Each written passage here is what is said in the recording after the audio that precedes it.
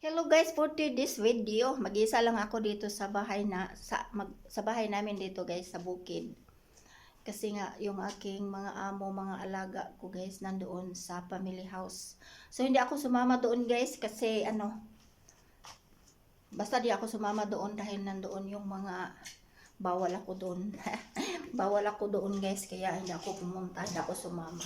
So ngayon guys, mag-isa lang ako dito at punta tayo sa kusina at magluluto ako ng aking pagkain. Magluto ako ng kanin lang guys. Kasi may ulam naman ako. Binilhan ako ng manok ng aking amo kanina. So malamig na, iinitin ko pa yun siya. So gagawa lang ako ng white rice. So tara na guys. Punta tayo sa kusina. Ito yung init-init. Tingnan nyo guys. Oh.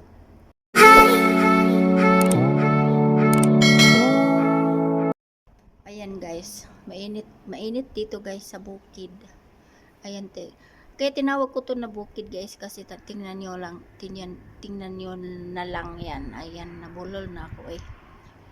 Ayan guys, kuan bukid gid kay na ay mga puntod-puntod ba.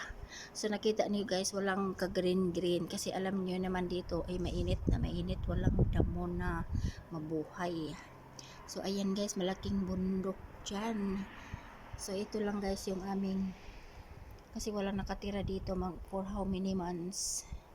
Nagpunta kami dito before ako nagbakasyon ng Pinas, mga April ata. So ayan guys, walang mga tanim-tanim dito kasi nga wala namang nakatira. Pinupuntahan lang namin dito kung meron kaming gagawin, kaya dito lang kami. So ayan guys, magsaing muna ako ng aking kakainin. Ngayon guys, magsaing ako ng kakainin for today's video. Yung aming itas dito sa bukid guys is ano lang, ilang kilo ba to? 10 kilos, 10 kilos lang ito kasi hindi naman kami lagi dito eh. Isang salmon. Kuyawa po di isang salmon. Isang baso guys. Kakainin ko to hanggang mamaya gabi pag hindi ko maubos. Pati tubig dito mainit. Sinuhugasan ko yung bigas.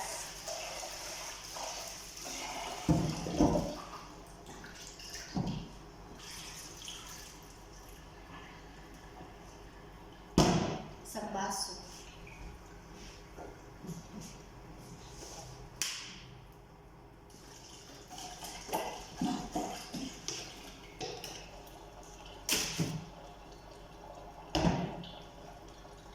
Sain na tayo.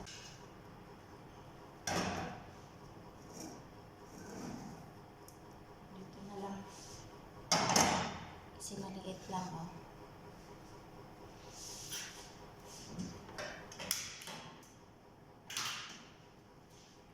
So dito guys, ang sinaing nilagyan ng konting asin tsaka mantika.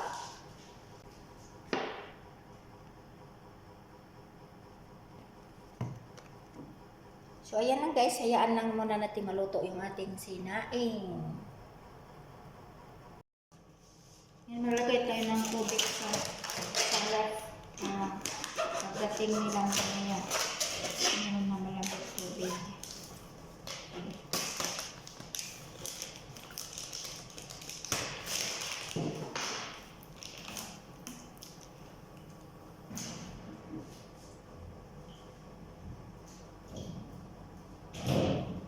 So yung aming ref guys, kunti lang ang laman kasi wala namang tao dito. Nilalagyan lang ito ng laman kapag nandito kami.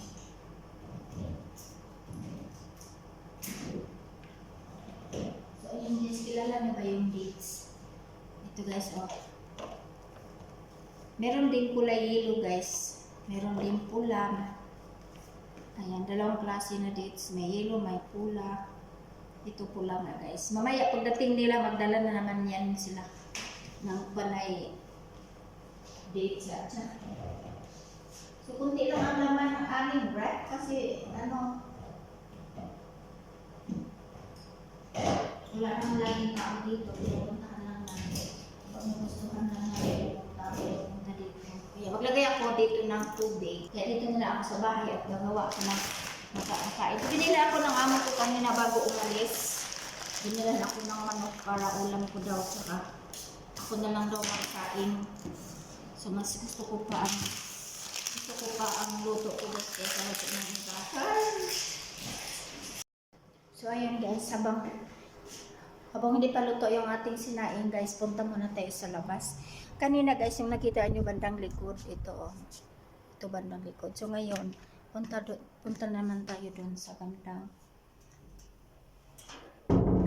harap. Ayan. So hindi ko ipapakita lahat ng mga, yung TV guys, oh, tinabunan lang yan, tsaka yung yung water dispenser kasi hindi naman namin ginagamit dahil 2 araw lang kami dito. So, tinapunan para walang alikabok. So, ngayon punta tayo dito sa sinarado ko kasi ako lang mag-isa. Ayan na sa labas, guys. Baka bawal mag-alit. Ayan. So, iyan ang sa labas, guys. So, ayan guys, ito yung sa harap. Dito yung guest room namin, pero hindi ko babuksan yan kasi hindi ako nagpaalam sa amo ko, baka bawal. So, ayan ang labas namin guys, o yung bundok. Kaya sinabi ko talagang bukid kasi hindi naman talaga bukid-bukid. Pero tinawag ko lang siya ng bukid. Sana all. So, ayan lang guys. Baka naluto na yung aking kanin. Let's go. So, ayan guys, kain na tayo guys. Ayan, luto na yung ating kanin. Medyo nasunog akong kanon guys. Ay, nasunog. Kini akong sudan. Pritong manok. Ito yung paborito ko kasi pritong manok eh. Ayan. Nilan ako kanina ng amo ko ng manok. So, piniprito ko lang siya. Saka kamatis, walang ibang sausawan eh. Kamatis lang guys. Kain. Saka yung ating lemon juice guys. Kain.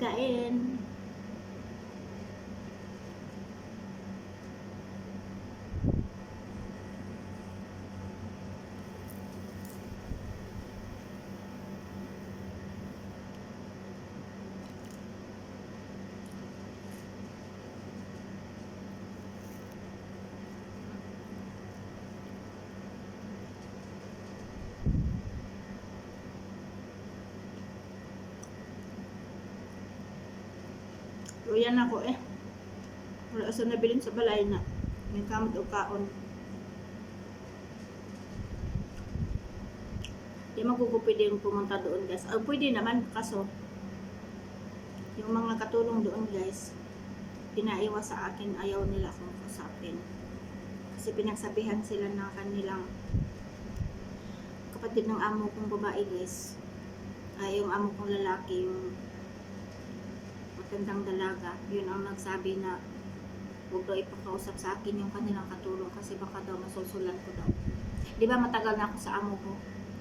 Kaya baka sabihin nila na may sasabihin akong hindi maganda, pero buang mo na sila klaro. Ngayon man, umaura na akong trabaho, masigi, maratisan doon eh. Umato ko dito mo trabaho, mangko eh. Tabang akong trabaho sa ilaha.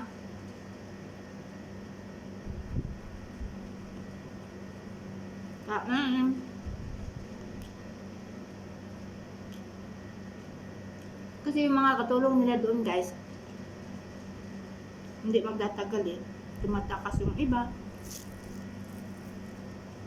Kasi hindi nagustuhan ng mga ugali, mga tao doon. Iba talaga ugali yung amo ko guys kaysa kanila. Tagal ba naman ako ng ganito? Hindi pa sila buutan, no?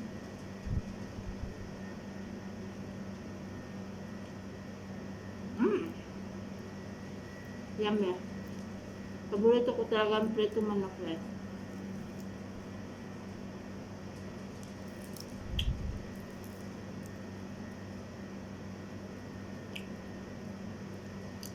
Alauna na dito, ni kaon ako guys kay.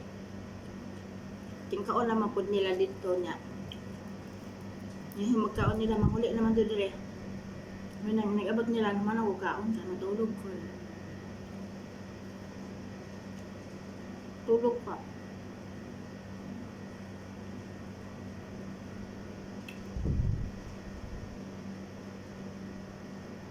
Suot ko ka ng talukbong guys kaya kanina gipasuot ko sa akong alaga kay kuan mainit daw kay ni gawas man ko ka init nanay ka na lang ako suot mainit dili mas maganda dun sa Turkey guys malamig dito mainit talaga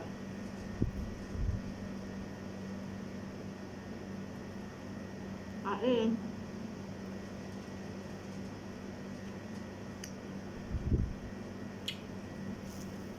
Lip ang lahat ang pagkain ko. Uy, gusto mo na yung kanila. Ang bulingan eh.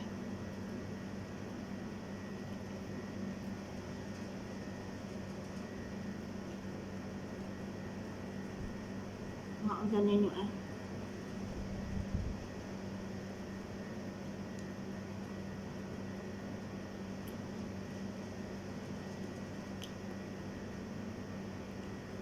Yung mga unan sa mga puan guys hindi ko na inayos kasi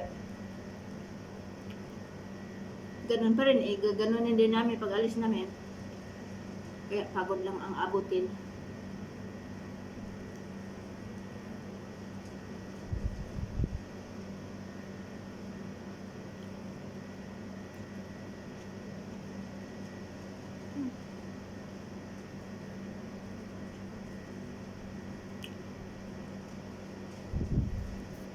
lemon juice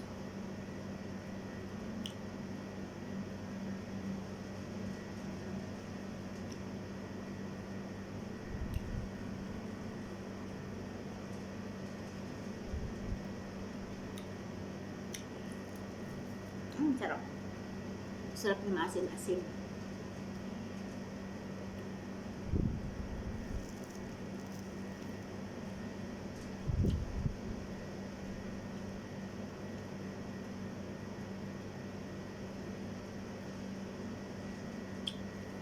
kinamot tatong kaon kayo gamit naman kinamot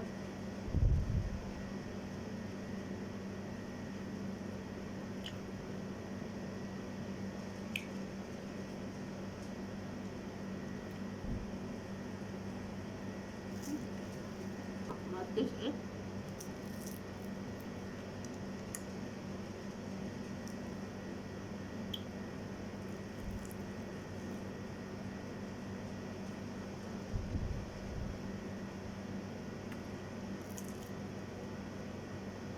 sarap crispy